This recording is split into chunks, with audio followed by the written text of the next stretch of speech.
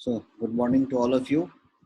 Write down your name and roll number in the chat box for your attendance as quickly as possible.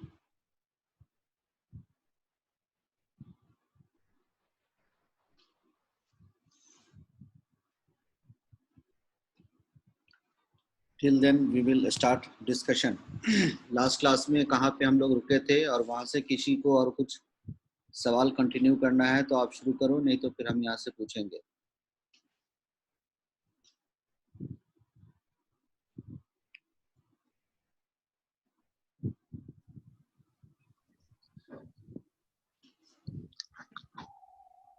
Hello. Last class के continuation में class सवाल है कोई किसी का और?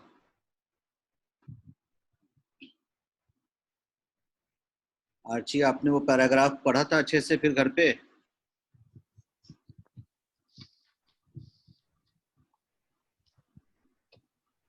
हेलो.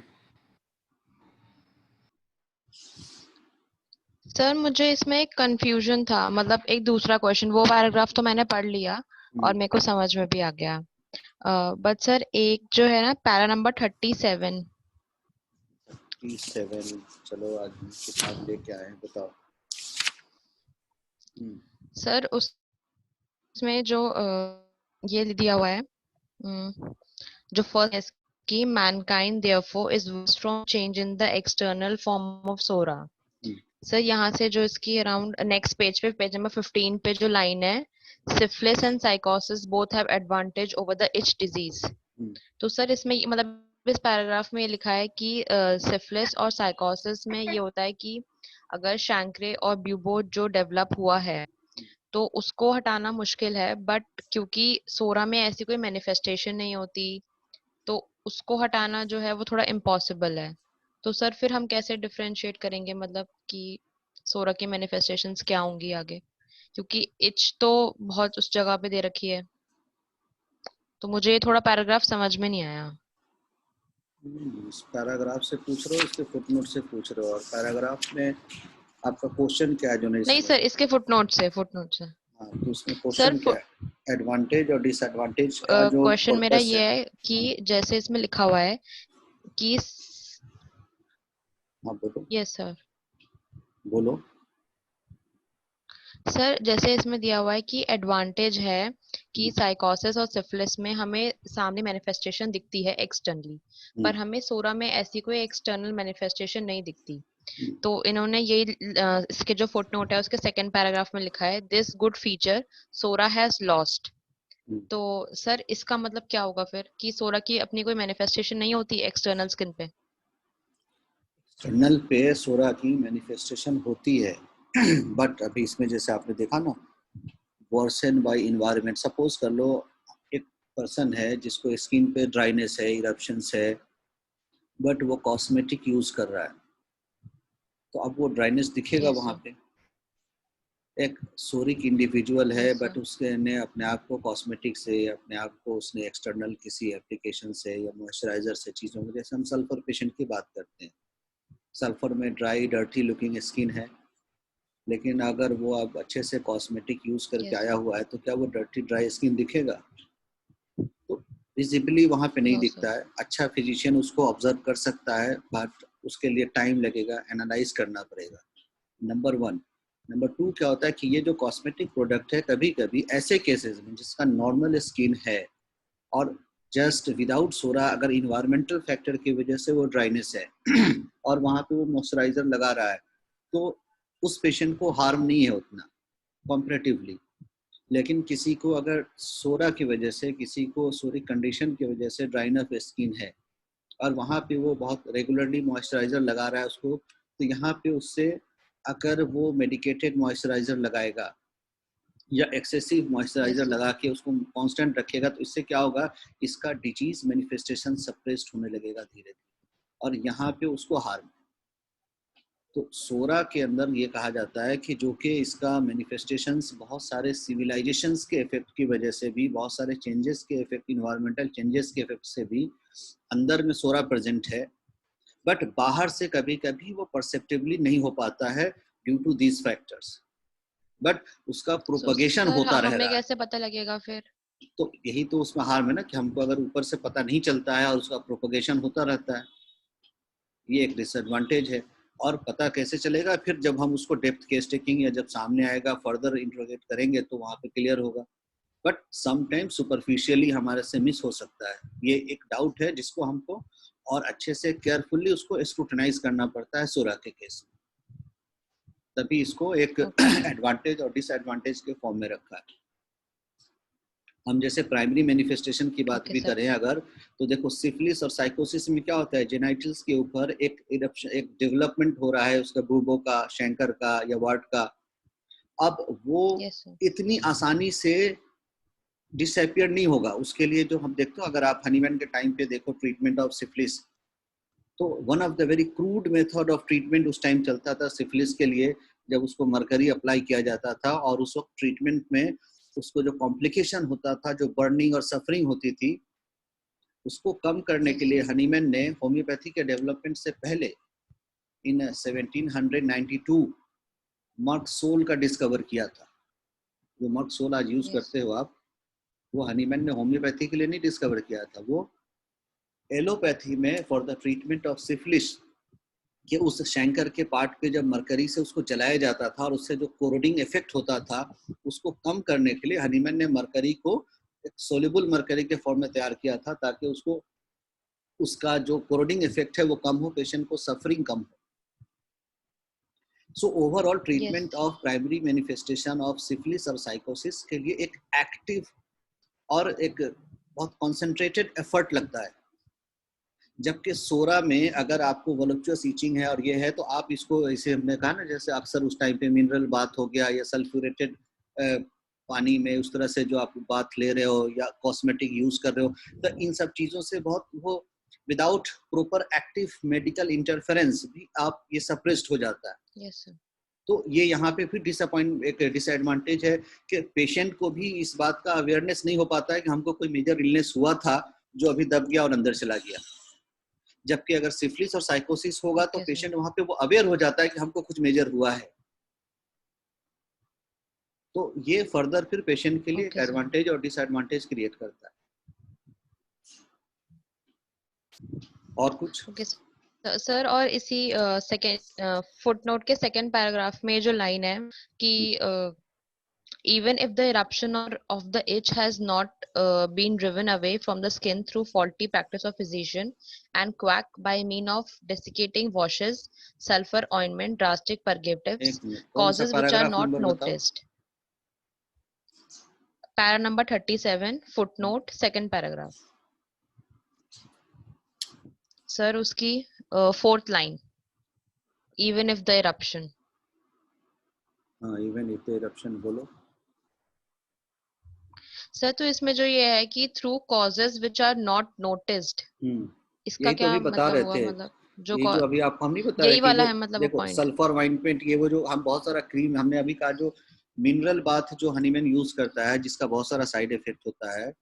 आप अभी यहाँ इंडिया में कहीं से रिलीजियस प्लेसेस पे कई जगह पे आप देखते हो कि इतना कोल्ड बर्फ वाला जगह है और वहां पे पानी, गर्म पानी नीचे से निकल रहा होता है। देखा है कभी? Yes sir.